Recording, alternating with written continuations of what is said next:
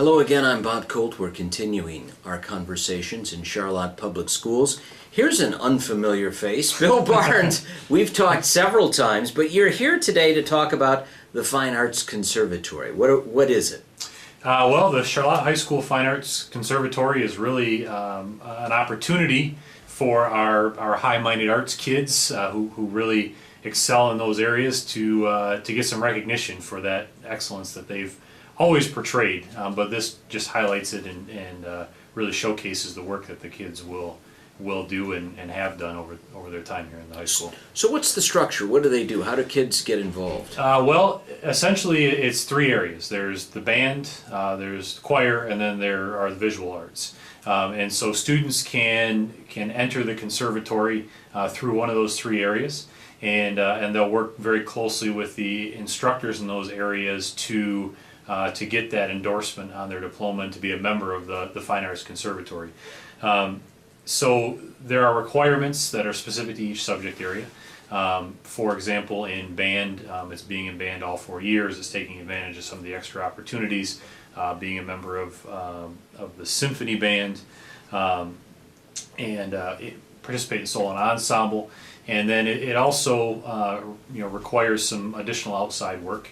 In choir, it's very similar. Students need to be involved in the choir for 4 years and need to take advantage of those outside opportunities as well.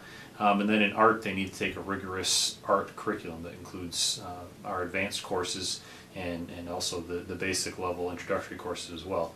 And then depending on the area, these next pieces will look a little bit differently, but in a nutshell, students have to participate in something outside of themselves, outside of the school. They have to present their art somewhere outside. And what that looks like is going to be different depending on the kid. They also have to take advantage of and demonstrate some leadership opportunities. Again, that's a very student-centered, student-designed phase of the project. And they also have to partner with university. We have a lot of great universities in the area, a lot of great colleges in the area, and students, to be a member of the Fine Arts Conservatory, have to connect with those universities in a meaningful way and demonstrate their knowledge and their ability through work with academia. So I can see where all of that is very helpful to students as they prepare to go on to college, and they actually get a special designation on their degree then if they're part of the conservatory? They do, yes. They will get a special endorsement on their diploma. And for a student who wants to go into the arts in college, that's a great calling card to take with them. And so yes, they get that special recognition. They will be recognized at the senior awards night if they complete the program. And they are really in a position to be a cut above some of the competition when it comes to going to college, and then the skills that they gain will obviously help them after they're in college. How do they actually create that university partnership when they're still in high school? Well, that depends, and it depends on the kid, and it depends on what it looks like. But through working with the instructors, they'll help them make some of those connections. But it could be taking lessons. It could be taking part in some of the programming at those universities or in those colleges. It really depends, and the way that this structure is designed is very much a college kind of feel. This isn't nothing spoon-fed. This isn't you do this and you get the diploma, or you do this and you get the endorsement. It's very much about the students creating an experiment or an experience with the support and guidance of the instructors to get out into the arts world and to really hone their skills and do great things. This must make the Charlotte instructors pretty excited. Absolutely. Well, and the work that was done and what is being presented, what I'm talking about today, and what will be in place, was developed in conjunction with the instructors. So Mr. Rose, our band director, Ms. Zoik, our choir director, and then Ms. Foster, our art teacher, were instrumental in designing it. And everything that I've just said is a direct result of conversation after conversation after conversation and development of that curriculum and development of the program specifically to their areas. So why the need to develop this special conservatory? Was there some competitive pressure where other school districts might be doing this? I'm thinking this is actually really unique to the region.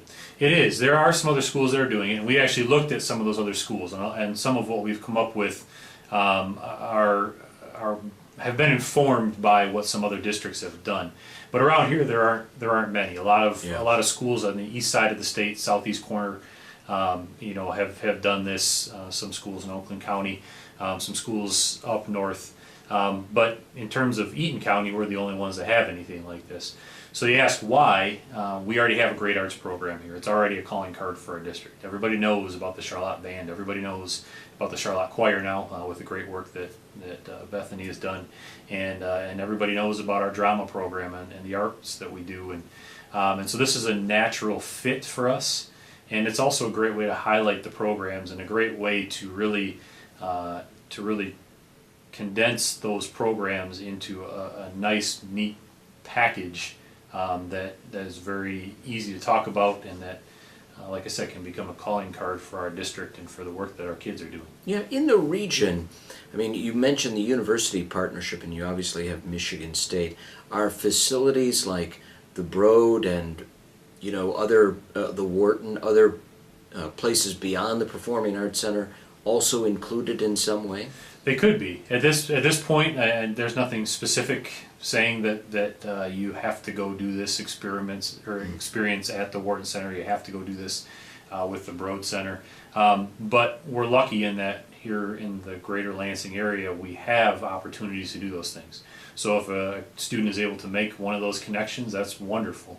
But really, it's about empowering the kids to think beyond our school and to think beyond our walls and to get out there and to be a member of the greater arts community, and to be ambassadors for Charlotte, but also ambassadors for themselves. They're going to make connections that will help them later in life, especially if they want to go into the arts field. So talk a little bit about the talent that we have here in Charlotte. Oh, we have incredible talent. Every year we have students who take part in state bands. We have students who take part in festivals. We have students who take part in any number of opportunities that highlight the talent that we have. Solo and ensemble is a huge deal. Festival is a huge deal. We had over 100 acts in the band, solo and ensemble festival last 2 years. Yeah. And so that speaks volumes to what our instructors are able to inspire our students to do, and it also speaks volumes about the talent and the caliber of kid that we have that's picking up a tuba or singing or painting or sculpting or whatever their area of expertise is. And we've talked a little before about young people who get an arts education. That transfers in a lot of ways to different things, doesn't it? It does, because it's about communication skills.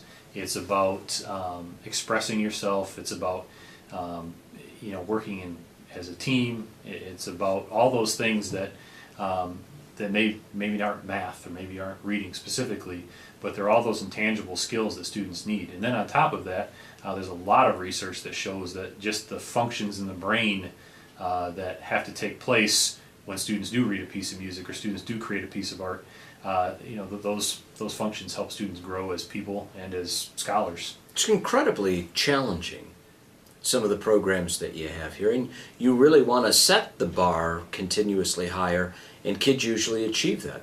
They do. Yeah, kids always rise to our expectations. I mean, just go to a band concert and hear the music that our kids are playing, or go to a choir show and hear what our kids are singing, or cabaret and band bounce. Those are shows in the spring. They're variety shows, but the level of musicality is phenomenal. And the kids do a great job. We had a few weeks ago here a student art show, and we filled the middle school cafeteria with student art, which is now displayed in our school, and it's amazing. I mean, it really, some of it can take your breath away. It's just beautiful, and it comes from our kids and our classes with the guidance of our instructors. And what do you ask young people to do? I mean, obviously if they're involved in the arts, it takes some commitment, but what do they have to really bring to the table when they get involved in the arts and the conservatory program? Well, the biggest thing that they have to bring with them is a willingness to work, and also a willingness to think outside of what a high school experience typically is, I guess. I mean, we're used to bell rings, you go to first period, then the bell rings again, and you go to second period, and so on and so forth. Well, this is more than that. This is about some authentic learning. This is about authentic performance. This is about it being more than just a high school class. This is about being an arts student, being an arts scholar outside of the walls of the band room or the choir room or the art room.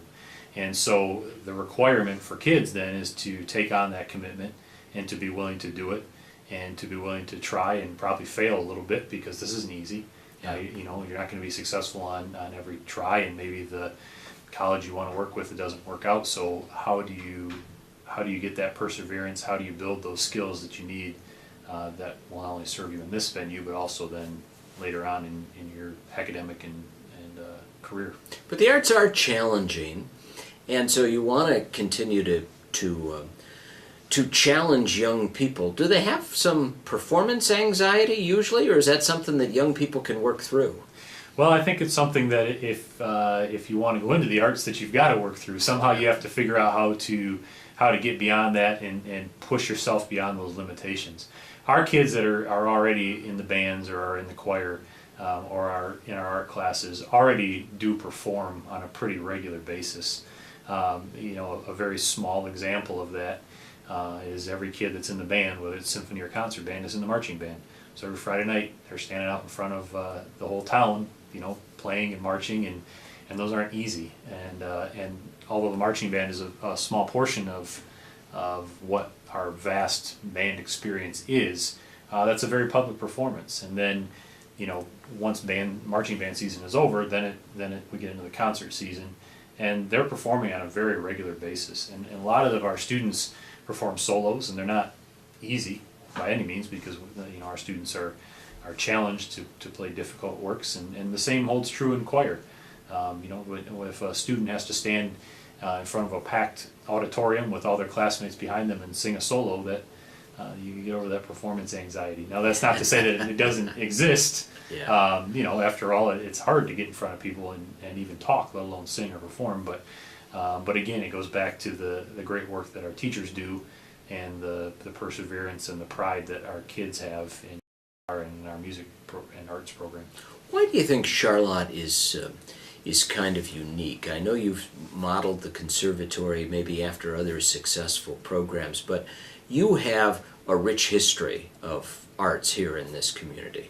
We do have a very rich history of arts in this community, and our band is very well known. Across the state, people know who the Charlotte Band is. We're very highly regarded, and there's been a long tradition of excellence, and it really is a point of pride, both in our school and out in our community. Ms. Zoik, Bethany has come in over the last 2 years and has really worked hard to mirror that level of greatness in the choir program. She's encouraged kids to get involved in different festivals and solo and ensemble, and she's worked with them to do that, and she's really pushed the bar in the area of vocal music, just like we always have in the area of concerts and instrumental music.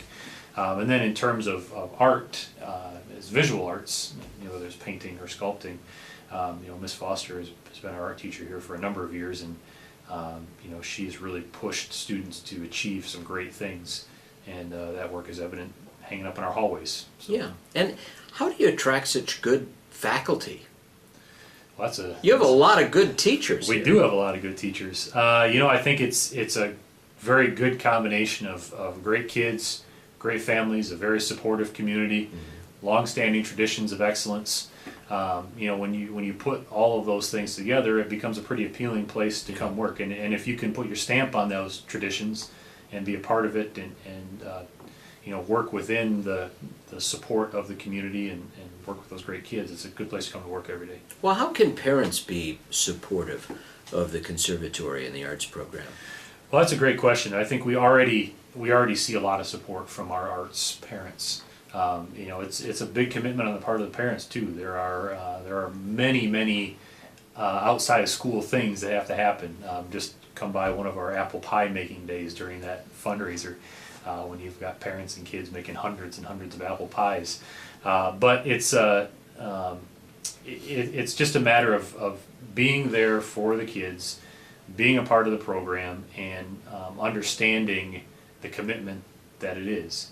And I think our parents do a really great job of that. Yeah, and so as they participate, you don't want them just to be in the audience. They really need to be active in a way too, don't they? They do, and especially in terms of the Fine Arts Conservatory here, it will require some work outside of school. Obviously, Yeah. it means getting to that local college or university. It means figuring out where to have that outside performance. It means figuring out how they're going to navigate schedules, because the reality is that the kids that are going to benefit from the Fine Arts Conservatory are also involved in athletics. They're also involved in the other arts programs.